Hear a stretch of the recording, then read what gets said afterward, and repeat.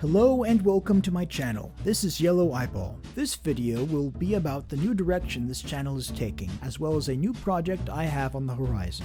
So, I have been away from this channel for quite some time. In that time, I have been both working and getting funding together to buy better equipment.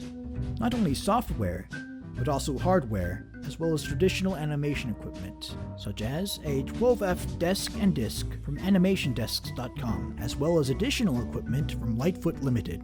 I have also been studying different animation books, such as Eric Goldberg's Animation Crash Course.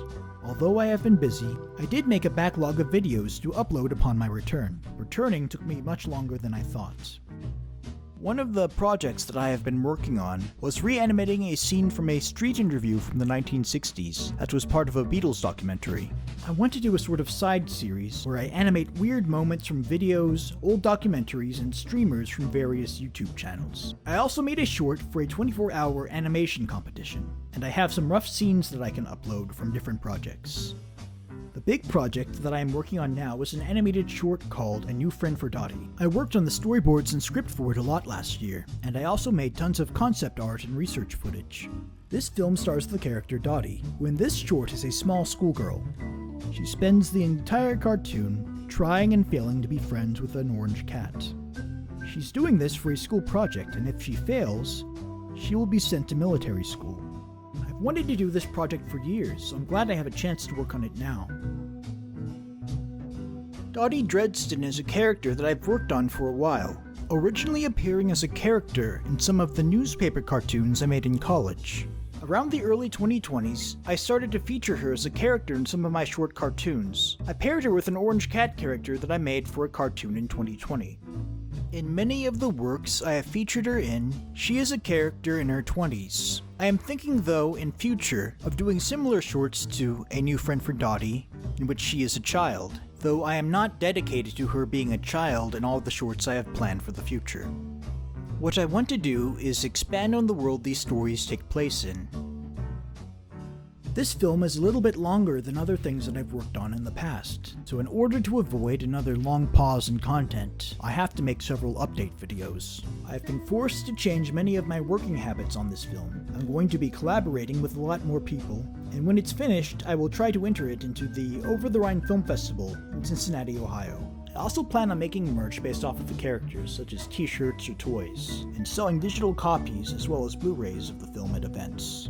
Once I have done that, I will have it shown at various smaller venues, and then I will upload it onto YouTube. Other types of content I'm thinking about branching off into are gaming, as well as news commentary videos, though the news featured would be mainly media-based, mostly about animation, anime, western cartoons, and film in general, though I may talk about other big topics.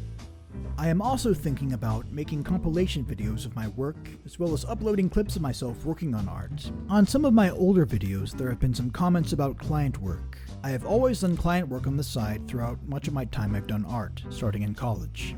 I have decided to avoid offers to work on large clients for projects until I am done with working on A New Friend for Dottie. I am working on a 20-second commercial for a local business, so I am doing some stuff on the side, mostly short stuff that I can manage. Last time I did an update video, I talked about doing documentary-style videos on the history of animation. I originally envisioned myself doing videos in the style of Evan Chester, where it deep dives into a specific era of animation, or the history of an animation industry in a specific country, like Hungary. Around 2020, I started working on a video about the animation history of Australia, but I realized that if I worked on it, it would take up too much time away from my animation projects, so I eventually decided against finishing it. But I still want to get into making those type of videos, though I need to do it in such a way that it does not interrupt the projects I find more important. I might do such videos, but as 5-minute videos instead of hour-and-a-half long videos as I originally planned. I also enjoyed the Hob Sakuga video on Richard Williams. It's not a documentary so much as a tribute video, but watching it explains a lot about animation and the work of Richard Williams. It's mostly his work set to music, and it's about 40 minutes long. It's about the same length as the YouTube videos that I originally wanted to make. I'm not really somebody that likes the sound of my own voice. I do tons and tons of takes, and even then I usually fall short of what I originally had in mind. and even then it takes tons of adjusting and editing before I have something I'm satisfied with. But the video I mentioned earlier by Hob Sakuga doesn't have any vocal narration in it. So doing a video without any vocal narration would be a big help to me. I can actually make very long videos quickly when I don't have to worry about that. I used to make Vaporwave albums back when those were big. I didn't get many views on those videos, but it proves that I can make long content if I don't have to worry about narration. Or at least that I can make it quickly. Of course, I don't think that good content should be pumped out or made quickly, but I have to consider the fact that I'm also doing animation. So like I said before, I thought about doing something like Hob Sakuga's video on Richard Williams, but maybe for a different animator, like Ralph Bakshi or Dan Haskett. Lastly, I am floating the idea of changing the name of this channel. I am not completely dedicated to the idea, but it's something I'm thinking about. I've never really liked the name Yelloweyeball. I've only kept it to be consistent. I originally made this channel more for commenting on videos than making content. The name of the channel was something I chose without much thought. Mainly so that I wouldn't have a bunch of numbers behind my name like a lot of people did back then. I originally wanted it to be an Invader Zim reference, and call my channel Swollen Eyeball. That name was already taken, so I just switched out Swollen for Yellow, and this was the mid to late 2000s, I think.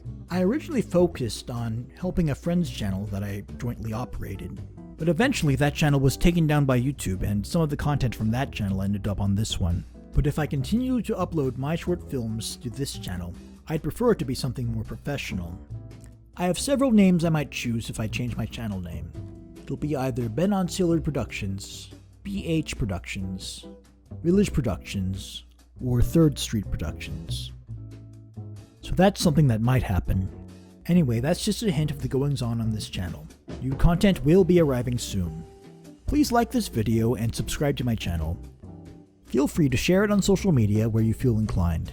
And finally, thank you for watching.